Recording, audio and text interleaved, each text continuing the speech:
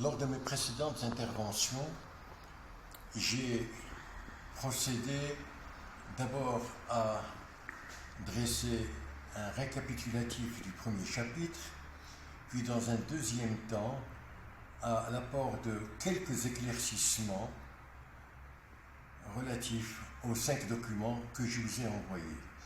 Il m'appartient maintenant de vous apporter un éclairage sur le thème relatif à l'impact des 3D sur le pouvoir de la Banque centrale.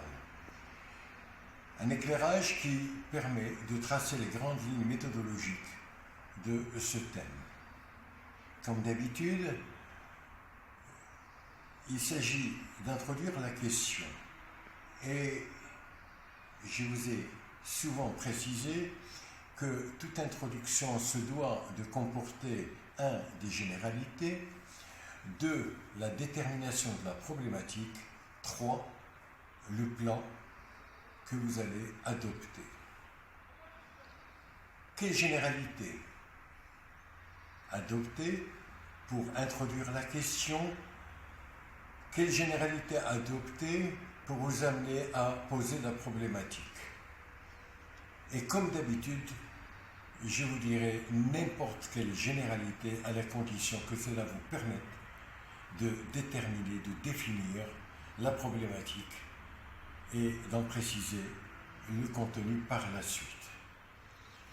Je me permets de proposer des généralités qui se donnent comme point de départ l'émission de monnaie en fonction de l'or, en précisant que cette émission est passée par 3 phases, la phase de convertibilité et de couverture totale, puis de convertibilité et de couverture partielle, pour aboutir enfin à l'inconvertibilité et donc à l'émission de monnaie en fonction des besoins de l'activité économique.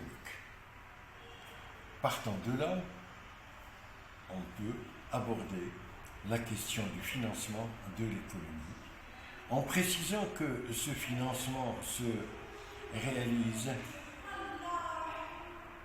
de façon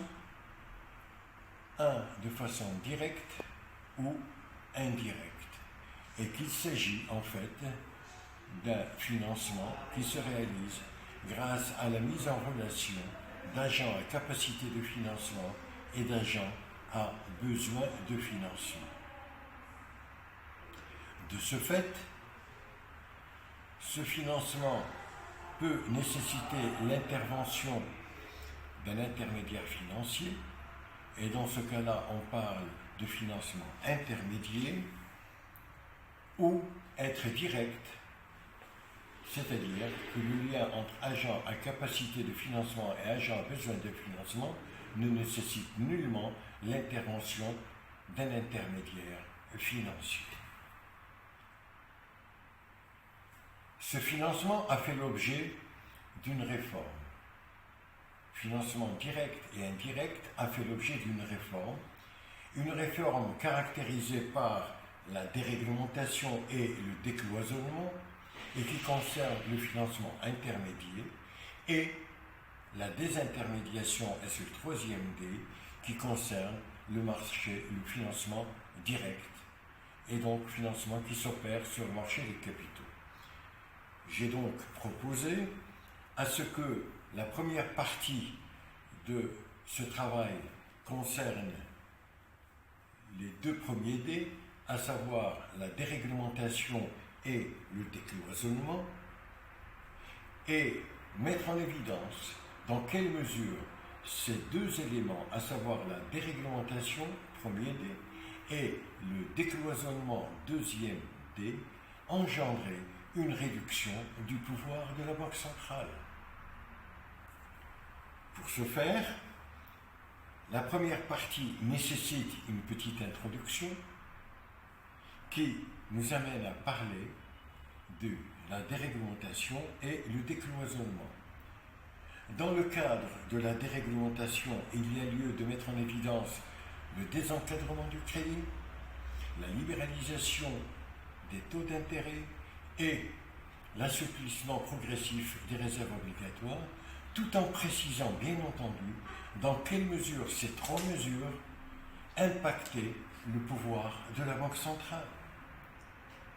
Par la suite, aborder le décloisonnement, c'est-à-dire la rupture des frontières entre l'ensemble des intermédiaires financiers, et préciser dans quelle mesure ce processus a engendré là encore une réduction du pouvoir central, du pouvoir de la Banque centrale.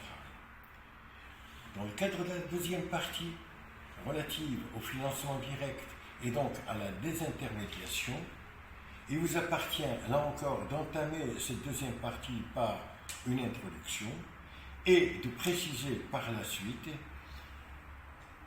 ce qu'est le marché monétaire avant et après la réforme et dans quelle mesure cette réforme devait réduire le pouvoir de la Banque centrale, puis par la suite aborder le marché financier en précisant son fonctionnement avant et après la réforme, en mettant en évidence le fait que la réforme de la désintermédiation devait en principe engendrer une réduction du pouvoir de la Banque centrale.